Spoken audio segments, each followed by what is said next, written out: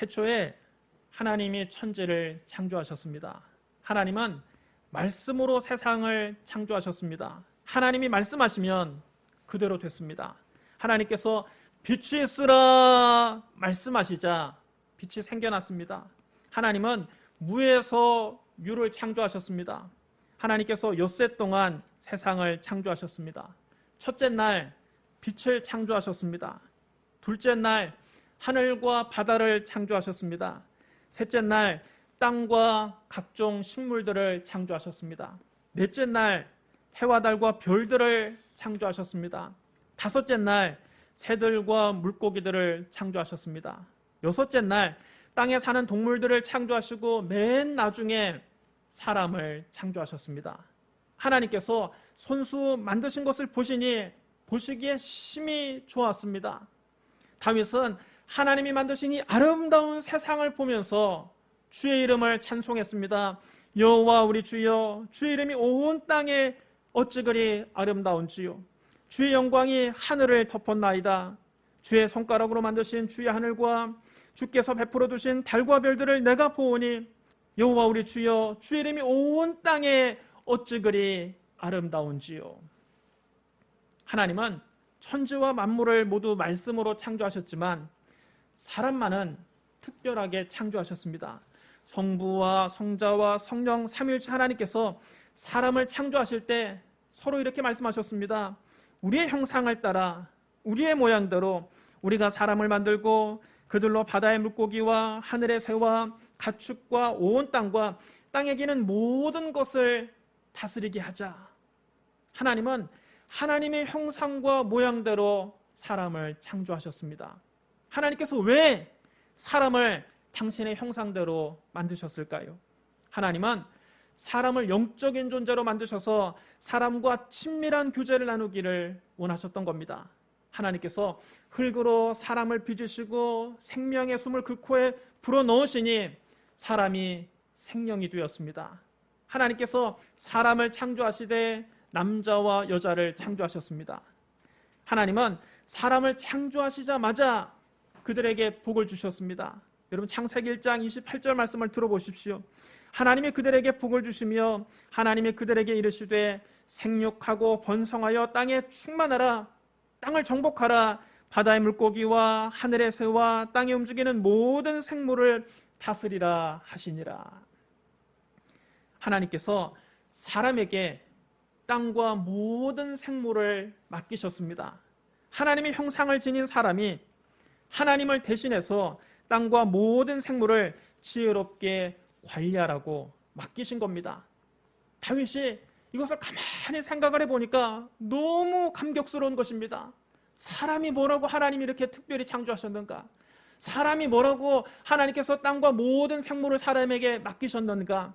그래서 그는 시편 8편에서 또 이렇게 노래합니다. 사람이 무엇이기에 주께서 그를 생각하시며 인자가 무엇이기에 주께서 그를 돌보시나이까? 그를 하나님보다 조금 못하게 하시고 영화와 존귀로 관을 씌우셨나이다. 주의 손으로 만드신 것을 다스리게 하시고 만물을 그의 발 아래 두셨으니 곧 모든 소와 양과 들짐승이며 공중의 새와 바다의 물고기와 바닷길에 다니는 것이니이다. 우리가 이 시편 8편을 이렇게만 이해하고 넘어간다면 그것은 이 시를 너무 피상적으로 이해한 것입니다. 시편 8편은 메시아를 노래한 시입니다. 하나님은 다윗의 입을 통해서 메시아를 노래하게 하셨습니다. 다윗은 성령에 감동되어 자기도 모르는 사이에 메시아에 관한 시를 썼습니다. 이제부터 시편 8편 속에 숨겨진 진짜 이야기가 시작됩니다. 하나님은 사람을 위해 에덴이라고 하는 낙원을 창설하시고 사람을 거기에 살게 하셨습니다. 에덴 동산에서는 언제나 하나님과 친밀한 교제를 나눌 수가 있었습니다. 언제나 하나님과 대화할 수 있었습니다. 그곳은 영적으로 충만한 곳이었습니다. 그곳에는 보기 아름답고 먹기에 좋은 실과가 항상 있었습니다. 환경적으로 그곳은 축복의 땅이었습니다. 또 그곳에는 질병도 없고 죽음도 없었습니다. 육체적으로는 강건하고 생명력이 넘치는 곳이었습니다. 하나님께서 첫사람 아담에게 말씀하셨습니다. 동산 각종 나무 열매는 네가 임의로 먹되 선악을 알게 하는 나무 열매는 먹지 말라. 네가 먹는 날에는 반드시 죽으리라. 선악과는 하나님의 절대 주권을 상징합니다. 인간이 하나님의 절대 주권만 침범하지 않는다면 모든 것이 풍족한 에덴 동산에서 마음껏 자유를 누리며 행복하게 살 수 있었습니다.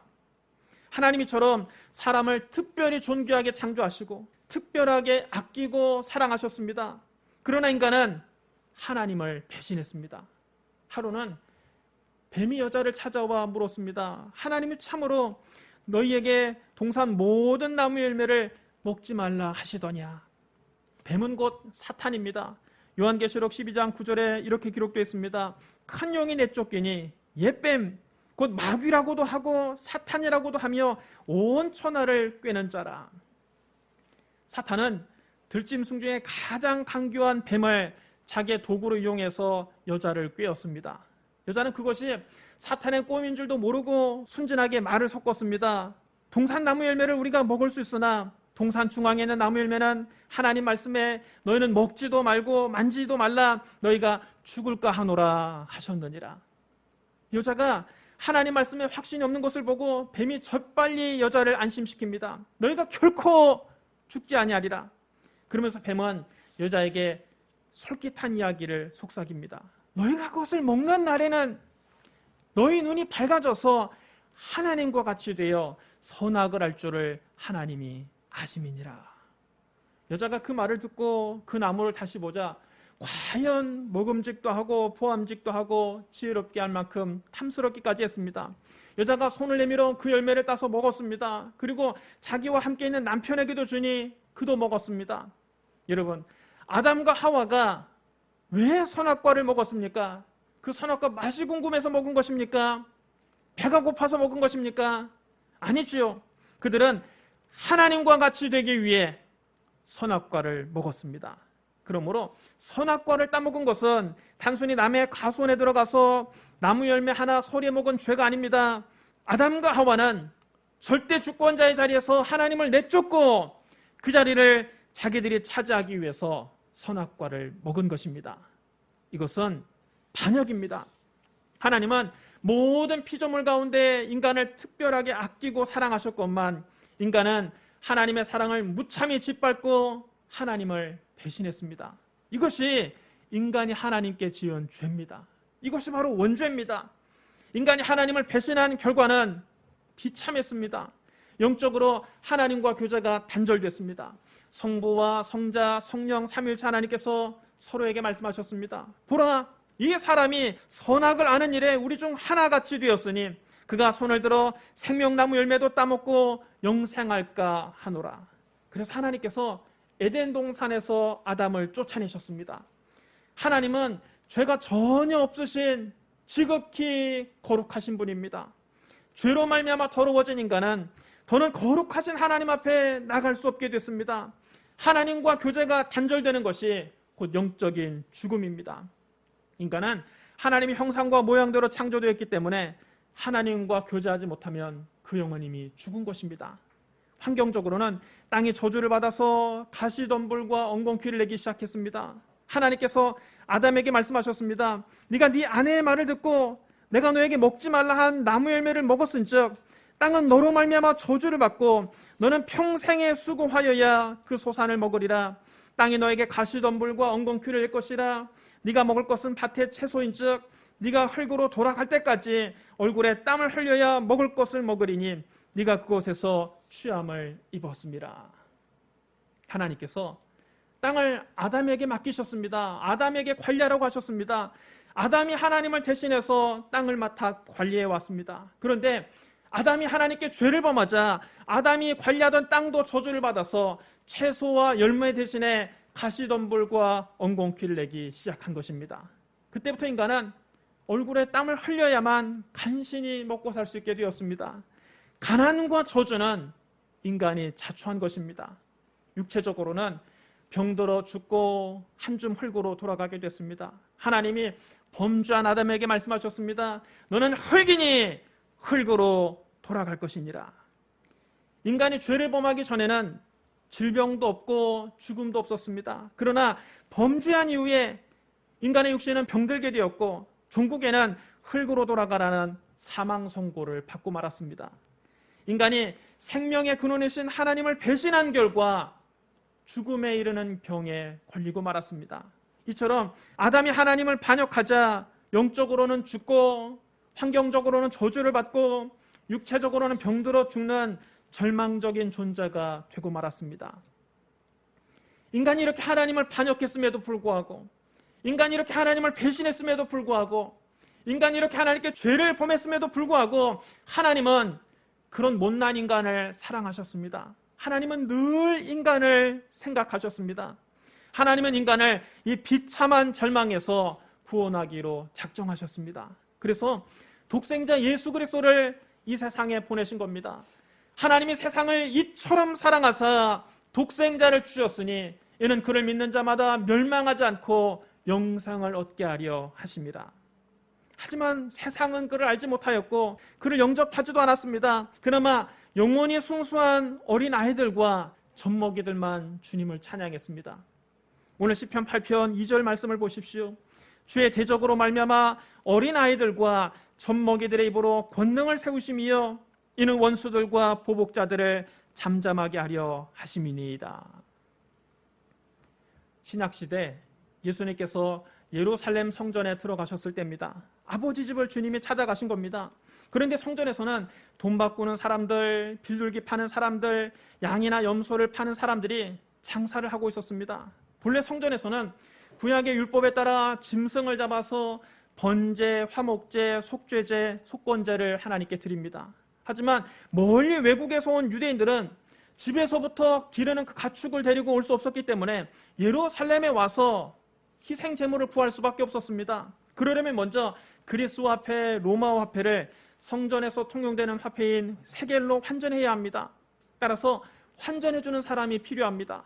또 제물로 드릴 짐승을 파는 상인들도 있어야 합니다. 그래서 구약시대 때부터 성전들 밖에서는 돈을 바꾸는 곳과 짐승을 사고 파는 곳이 있었습니다.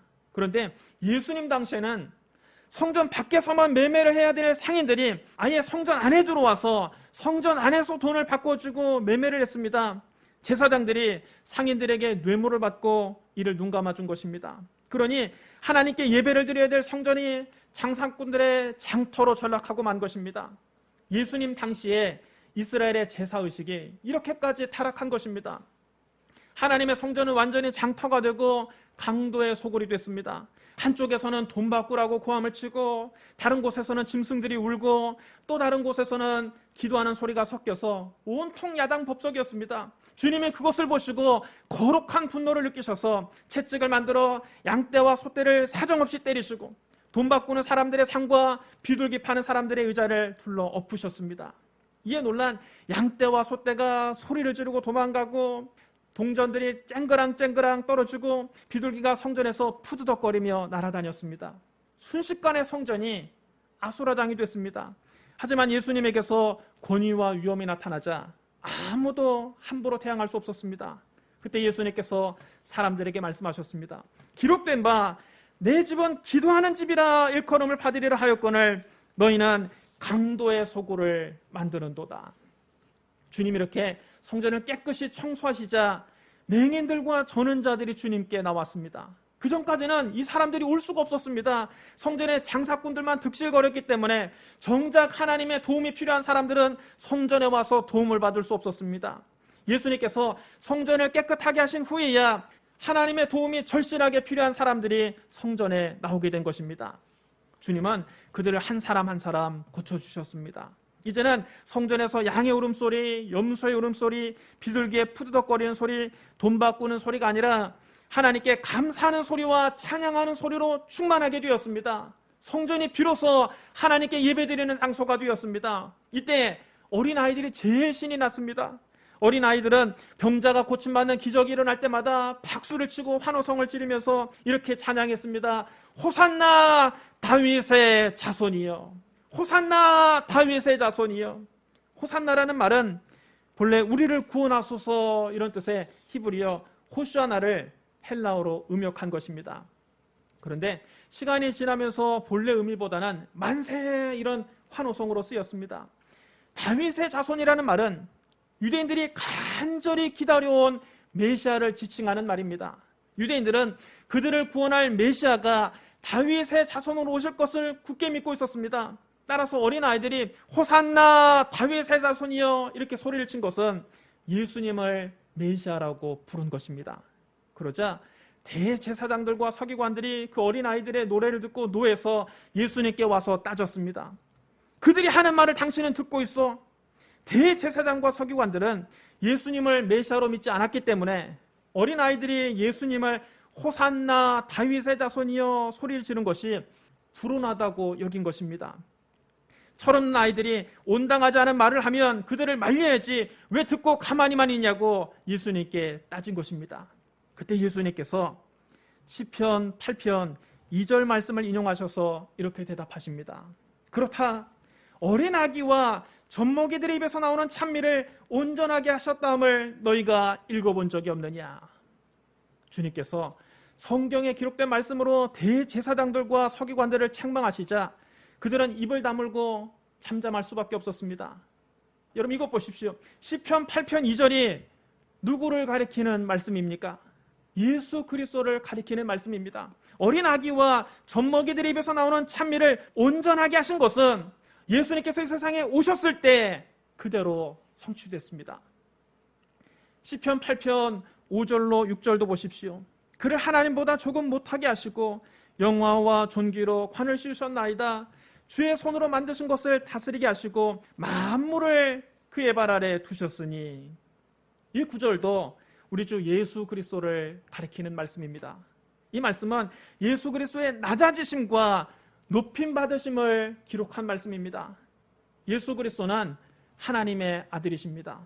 히브리서 1장 1절로 3절에 이렇게 기록되어 있습니다.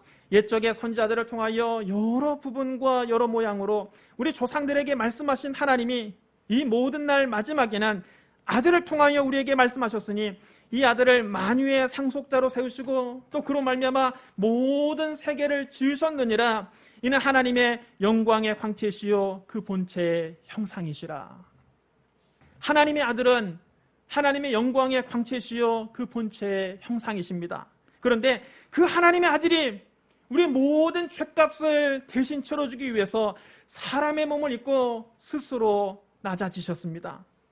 하나님보다 조금 못하게 되셨습니다. 예수님은 우리의 모든 죄를 대신 짊어지고 십자가에서 몸을 찢고 피를 흘려 죽으셨습니다. 우리가 받아야 될 사망의 형벌을 그리스도께서 대신 받으신 겁니다.